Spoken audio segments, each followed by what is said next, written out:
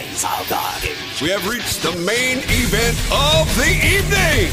This is Voice of the Cage Radio with Patrick Stanger. Fighters, trainers, promoters, events, rumors. If it has to do with MMA, we're talking about it. You don't know, you should know. This is Chael Sonnen, and you're listening to Voice of the Cage with the one and only Patrick Stanger. Hey, this is Mike Goldberg, voice of the Ultimate Fighting Championship, and you are listening to Voice of the Cage with my good friend Patrick Stanger. Here we go! On the phone right now, we have UFC light heavyweight Krzysztof Soshinski. How you doing, Krzysztof? Patrick, man, I'm doing great. Thank you so much for the interview. Hey, man, no problem. It's good to have you on the phone. You know, you were on Season 8 of The Ultimate Fighter, and really, I think this was the first episode of The Ultimate Fighter that I actually watched. Very nice. Did you enjoy yourself? Did you enjoy it? Yeah, definitely enjoyed it. I was hoping you and Bader would get to fight. But, of course, it didn't happen that way. You know, maybe eventually we'll get to see that fight. But, yeah, that was a great season comparing to some of the other ones that I've watched. But, yeah, I've been following the sport since about 2007 and got turned on to The Ultimate Fighter, and that was the first year. Very nice. Really enjoyed it. In fact, hey, by the way, I think we were supposed to be in a movie together at one time. Which movie was that? Circle of Pain. Does that sound familiar? Was that in Winnipeg? It was a Lionsgate film, and it was going to be shot in Austin, Texas. That's where we are. Texas. I'm not sure. Maybe. I just done two with. I was Mickey Rourke stunt double in Immortals, and I did a movie with Kevin James. Here Comes the Boom. Will be out next summer. But yeah, no, I'm looking forward to doing more. So maybe one day. Well, yeah, I saw you on the. I guess they had your name on the actual script. And Heath Herring ended up doing your part, so I don't know if you had to pull out because of a fight or something. Right. Yeah, for sure. I remember that. Yeah, that's when I had my shoulder surgery, my elbow surgery, and I couldn't be back on time. That's right. I totally remember that. And my wife set all that up for me and everything. I was so excited about coming down and filming, and then all of a sudden I had to get my elbow surgery, and I couldn't make it. Oh, see? Okay. All right. I was wondering what had happened with that. They changed it on me at the last minute. Heath was cool, too, man. It was cool hanging out with him. I was the ring announcer in that flick. Yeah, no, he's a very cool guy. There was more sex scenes in that movie than there were fight scenes. Oh, jeez. I don't think my wife would have appreciated that. But, yeah. Yeah. So anyway, you're getting ready to fight UFC 140. Yes, this weekend. And you're going to be on Ion. This is the first time that UFC's been on Ion, right?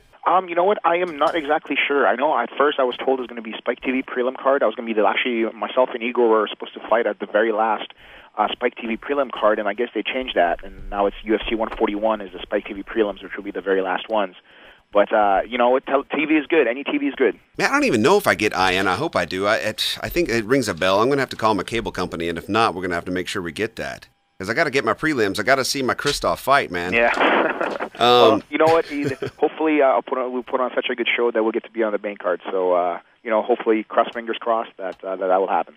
Well, yeah, definitely. I mean, any TV is good TV, obviously. And you actually been working with Mark Munoz, and you know, I've seen some videos of you on YouTube doing a lot of talking a lot about nutrition, and also now you're a strength and conditioning expert or a coach. Would you say? You know what? It's something that I've been doing since I was 16 years old, and I developed this system called the KSOS system. And it's basically a strength system, a conditioning system, with a nutrition system and a weight cut for the fight. And Mark Munoz was my very first client for his last fight against Chris Lieben.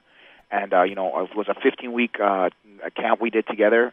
He followed everything I asked him to do. He did everything I asked him to, and you know, it really worked out really well for him. He looked amazing in that fight against Chris Lieben, and we're looking forward to doing it again for his fight against Chael Sonnen. Give me your rules of nutrition. You know, I have a few rules. It kind of depends on the person, but for me, the basic simple ones is, you know, you know, five meals throughout the day is very important. Make sure that you're eating about every 2.5 to 3 hours a day. You know, small meals. Portion control is key. I'm big on no flour, no yeast, no flour, no nothing like that. Just nice healthy foods. Really fresh and green. I'm all about, you know, drinking at least a gallon to a gallon and a half of water. And the big one that I find that really works well, especially with guys who are trying to cut weight and look lean and stuff, is the no eating 2-3 hours before you go to bed. And has been working really well for myself and for some of the guys that I have on my system, and yeah, it's definitely a big one. I hear that that's really good. I also hear that you can produce more human growth hormone by not eating before you go to bed. Seems to be the rumor. I haven't checked that out, but definitely look into that. Actually, that's great if that's actually what happens. Yeah, definitely, for sure, man. I like to drink a protein shake before I go to bed if I've trained. I would suggest casein is really good. Like sometimes I'll have a casein shake before I go to bed. It's a slow releasing protein. So it's nothing that's going to spike anything in your body. It's just nice and slow, and if you're not looking to cut weight at the time, and then a casein shake or before bed, like 25 grams, is perfect. I'm sorry. What is casein? Is that a brand? Casein is a different kind of protein. Okay. It's a low. It doesn't spike any levels in your system, and it's slow releasing protein. And it works really well when you're looking to kind of especially if you're sleeping for 7, 8, 9 hours, whatever it is that most people sleep for. It just releases your protein nice and slowly, so you get a steady flow of protein throughout the night. I'm going to have to check out that for sure, man. That's a good tip. Now you train 4 to 6 hours a day when you're in camp getting ready for a fight, right? Yeah, pretty close to that. Yeah, we split our workouts into 2 times, sometimes 3. But 4 to 6 hours is plenty. Man, that's a lot of time in the gym. Now, is that 5 or 6 days a week? For myself, I'm a little older. I'm 34 years old, so I kind of listen to my body. I've decided that 5 days a week, 4 to 6 hours a day is plenty. I definitely need my rest, so I usually take a Wednesday off, and I usually take a Sunday off. Give me an idea of one of your roughest days. The roughest day that we have is Tuesday or a Thursday. It's basically 3 to 4 workouts. We usually start off with about an hour and a half to 2 hours of really hard drilling. This is where we have a great group of guys on our gym, from Jake Ellenberger, Mayhem Miller, myself, Satoshi Ishii, Mark Munoz. The list of names is crazy, but we basically coach each other, which is really cool. So one person will have something to say, and we'll drill that for 20, 30 minutes. Next person will have something to add, and we'll drill that for about 30, 40 minutes. So we're looking at about a 2-hour session. Then we kind of sit around, go get a bite to eat together, and come back about an hour and a half later, and we do the KSOS system conditioning session. It's anywhere between 20 to 40 minutes, and it's absolutely brutal. It's hell. It's worse than any fight I've ever been to, I've ever seen. And it's just more of a mental and physical preparation for the fight. And then on top of that, then after that, we'll do come back in the afternoon or in the evening. You're kind of on your own, and you do your own. Whether it's for myself, it's a swim. For most guys, it's a run. So, overall, we're looking at that's a good 4.5 hour day right there. How are you feeling leading up to your fight? Is there a lot of butterflies? I mean, are you like, okay, I've done this a few times now? I mean, you've got quite a record, man. You've been fighting a long time. The fear of the unknown is scary.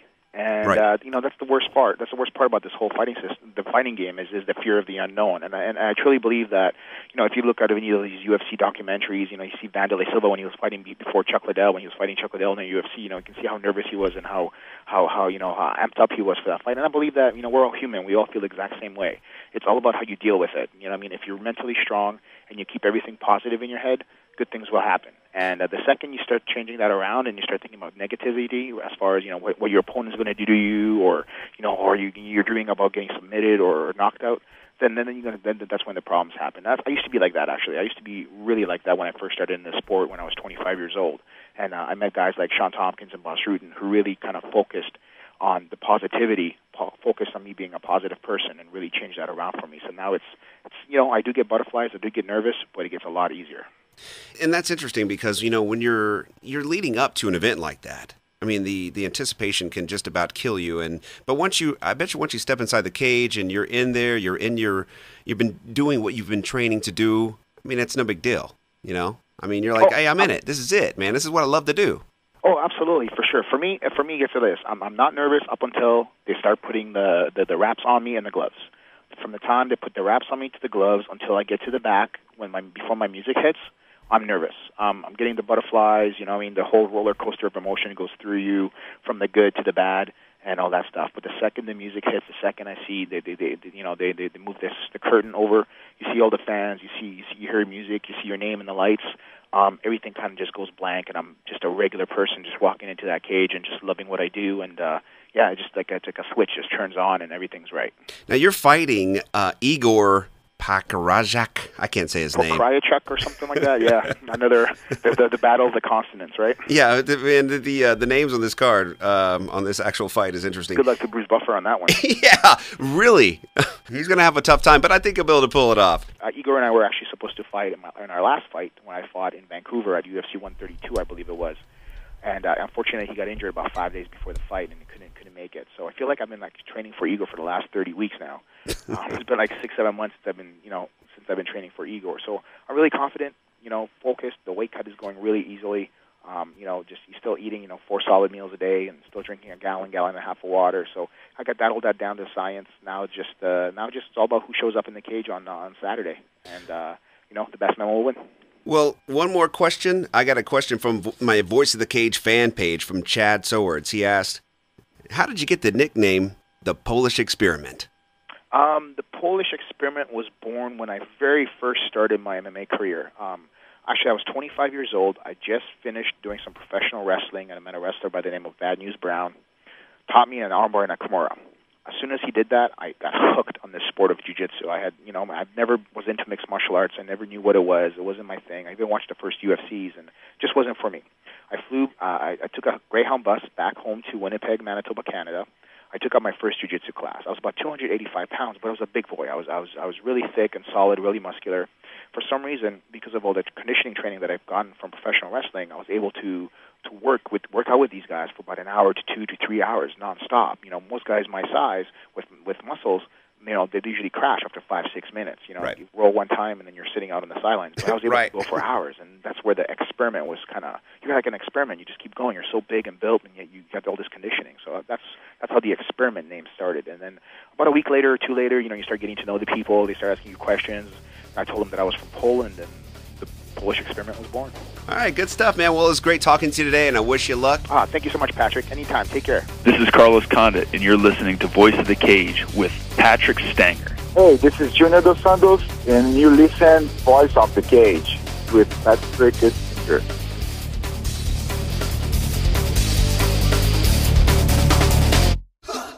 Thanks for listening to Voice of the Cage Radio. Email questions, inquiries, and other business to info@voiceofthecage.com. Facebook search Voice of the Cage and like to get the latest Voice of the Cage radio show. To book Patrick Stanger at your next fight promotion, visit voiceofthecage.com.